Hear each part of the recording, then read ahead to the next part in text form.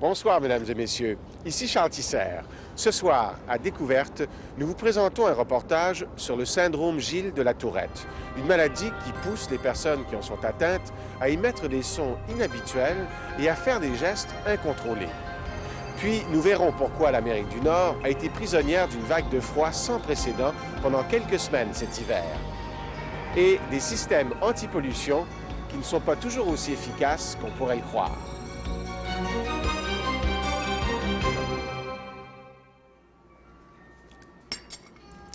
Très tôt dans la vie, on apprend les règles de base qui nous permettent de vivre harmonieusement, en famille d'abord, et ensuite en société.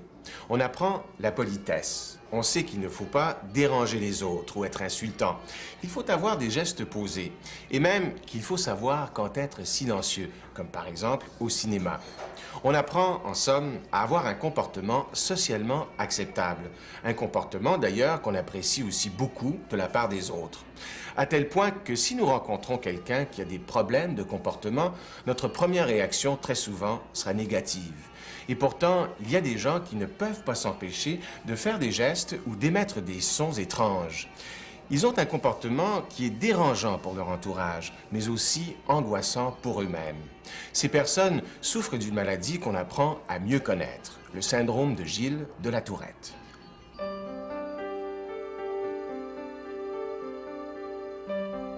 Ces jeunes sont comme tous les autres jeunes de leur âge, à une exception près. Ils souffrent tous d'une maladie bizarre, pas facile à comprendre, qui frappe 3 garçons pour une fille. Le syndrome de Gilles de la Tourette. Bon, mon nom, c'est Stéphane. Vous savez tous, c'est pas grave. Moi, j'ai la maladie depuis l'âge de 7 ans. La maladie, pour moi, c'est des tics nerveux. Je bouge de partout. J'ai bougé de partout, j'ai fait tous les mouvements possibles. J'ai beaucoup de sons vocaux aussi. Les sons vocaux, pour moi, c'est... Ça, c'en est un. J'en ai beaucoup comme ça. Fait qu'on va faire le tour de rôle. Pour moi, c'est pas mal tout ça, hein? Le syndrome de Gilles de la Tourette, c'est la maladie des tics. Ceux qui en souffrent ressentent le besoin irrésistible de contracter les muscles, de faire un mouvement ou d'émettre des sons, parfois même des mots orduriers, sans raison, d'une façon involontaire, soudaine et inattendue. Suscitant l'étonnement et l'incompréhension. Moi, je m'appelle Michel Cloutier. J'ai le syndrome Gilles de la Tourette depuis que je suis née, mais ça a commencé quand j'avais 7 ans. Je commençais à me faire craquer le cou, puis je tombais par terre tellement que ça me faisait mal. Puis là, ça a commencé à faire des cris, sacrer, faire ouf ouf, faire plein d'affaires comme ça. Ah! C'était honnête. Moi, je m'appelle Marie-France, puis j'ai la maladie, ça fait depuis que je suis née aussi, mais je sais pas, je savais pas, ça fait 2-3 ans, je sais que j'ai cette maladie-là. Puis ma mère, elle me dit que j'avais trop de tics. Je criais dans la maison. Je criais dans la maison. Puis là, parce que mes parents étaient en train de souper dehors, puis là, je criais dans la maison, puis là, ils m'ont dit on s'en va à l'hôpital, ça n'a pas de bon sens, tu cries trop fort. Puis ils m'ont dit que j'avais cette maladie-là, ils m'ont envoyé voir le docteur Geoffroy. Ce n'est pas une maladie évolutive. C'est-à-dire, ce n'est pas comme la sclérose en plaques ou la dystrophie musculaire où les signes et les symptômes deviennent de plus en plus handicapants.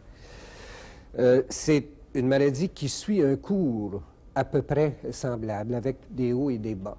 Mais ce n'est pas évolutif. Et la maladie suit habituellement le chemin qu'elle prend du début. C'est-à-dire, les gros tourettes demeurent des gros tourettes et les petits tourettes demeurent des petits tourettes. Il y a également le fait que les tics, habituellement, diminuent avec l'âge. Donc, les tics sont plus importants chez les enfants que chez les adultes. Et finalement, pour une raison qu'on ignore carrément, il y a 16% des enfants avec le syndrome de Gilles de la Tourette qui guérissent seuls. Ce syndrome doit son nom à Georges Gilles de la Tourette, un neurologue français qui, en 1885, est le premier à décrire la maladie. Plus tard, Freud et plusieurs autres après lui attribuent ce syndrome à des facteurs psychologiques. Les traitements thérapeutiques n'aboutissent à aucun résultat. C'est le cul-de-sac. Puis, durant les années 60, on s'aperçoit qu'un médicament, l'allopéridol, bloquant l'action de la dopamine dans le cerveau, diminue les symptômes. Vous avez changé Léonard en quelqu'un qui n'est pas lui. Ces scènes du film L'éveil, basé sur un fait réel, illustrent bien l'action de la dopamine. On y voit un patient, joué par Robert De Niro, qui a reçu des doses considérables de dopamine afin de le sortir d'un état d'immobilité chronique. C'est un succès, sauf qu'il se met à trop bouger. Il développe des tics, beaucoup de tics. Pour plusieurs, c'est ce qui arrive aux victimes du syndrome de Gilles de la Tourette. Il y aurait naturellement trop de dopamine dans leur cerveau, une substance qui permet la transmission des messages nerveux et qui joue un rôle dans la production des mouvements.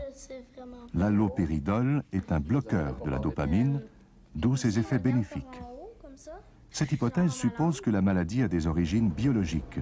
Quelque chose ne fonctionne pas bien dans le cerveau. Cela suscite l'intérêt des chercheurs. Parallèlement, durant les années 70, des associations du syndrome de Gilles de la Tourette naissent un peu partout en Amérique, publicisant la maladie et favorisant la recherche. Ici, une réunion de l'association québécoise regroupant beaucoup de parents et quelques Tourettes. L'un des porte-parole de l'association américaine est le joueur de baseball Jim Eisenreich, lui-même atteint de la maladie.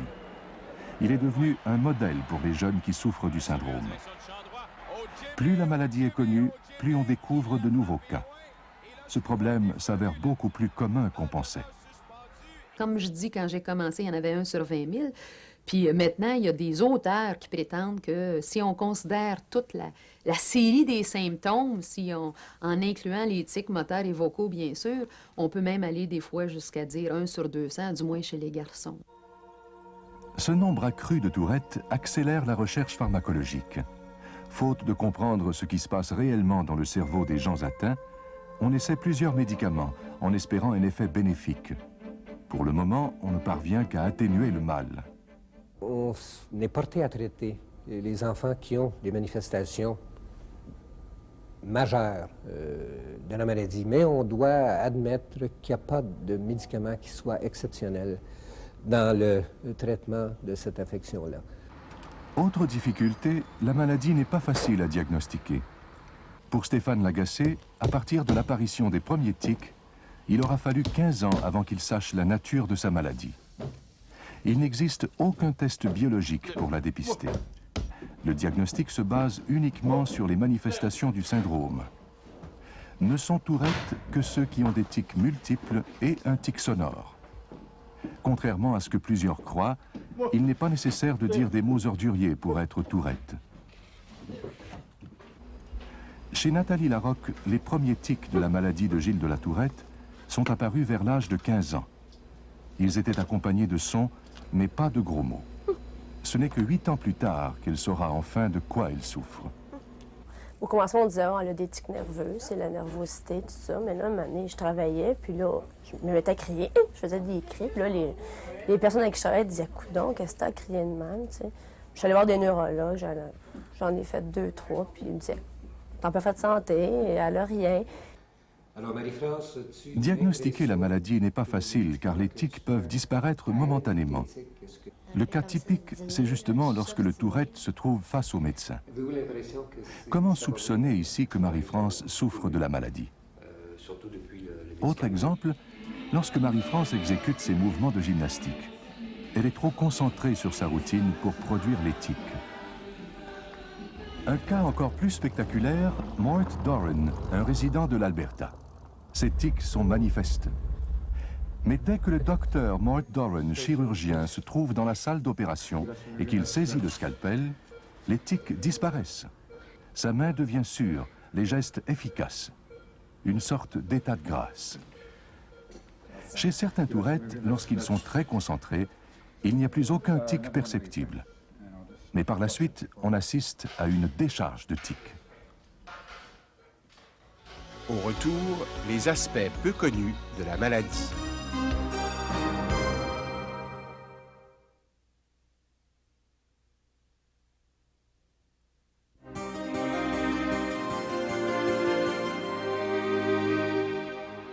Le syndrome de Gilles de la Tourette est associé au tic.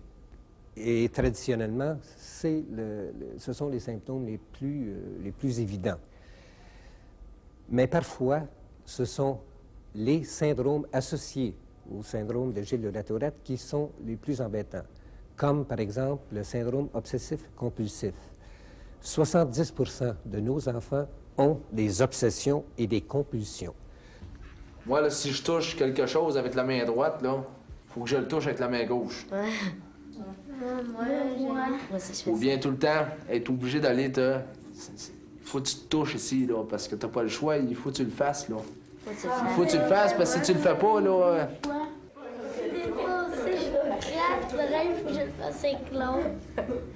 Je me gratte le nez, il faut que je le fasse éclore. Moi, des fois, je m'en vais à l'école, puis sur les trottoirs, quand je m'en vais à l'école, il y a comme des lignes, puis faut que je pile sur les lignes, sur les trottoirs, là. Des obsessions, Des ça. obsessions. C'est quelque chose qu'il faut que tu fasses. C'est plus fort que toi, là. Il y a également près de 50% des enfants avec le Gilles de la Tourette qui ont ce qu'on appelle le déficit de l'attention sélective avec hyperactivité. Alors, ce sont des enfants qui sont intelligents, mais qui ont énormément de difficultés à se concentrer, qui sont hyperactifs, qui sont impulsifs et qui sont hyperexcitables. Cette particularité-là amène un autre syndrome associé qu'on appelle les troubles d'apprentissage scolaire. En pleine classe, là, je suis pas capable de me concentrer parce que je regarde tout le monde. Puis j'ai plein de tics, là, j'ai de la misère à dire, mettons, on fait une fable, là, puis je suis pas capable de la réciter. Je suis capable chez nous, mais rendu à l'école, je suis pas capable. J'ai trop de tics, puis la mémoire, elle oublie. Beaucoup de Tourettes ont aussi des problèmes à résister à l'attrait des choses interdites.